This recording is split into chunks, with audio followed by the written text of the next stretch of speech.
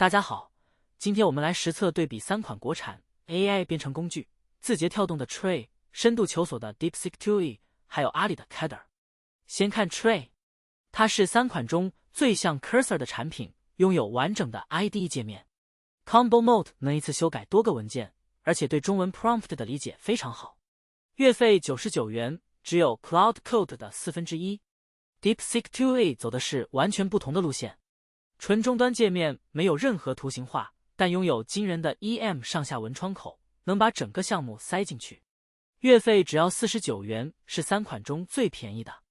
Cadre 来自阿里，走 IDE 加插件双形态，兼容 VS Code 生态，补全速度极快，几乎感觉不到延迟，还内置了阿里云 DevOps 集成。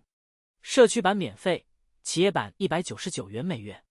实测来看，Tray 在中文理解和日常开发方面表现最均衡。DeepSeek 2e 在大项目重构时优势明显 ，EM 上下文可以装下整个代码库。Cadre 的补全速度和零成本起步是它的核心卖点。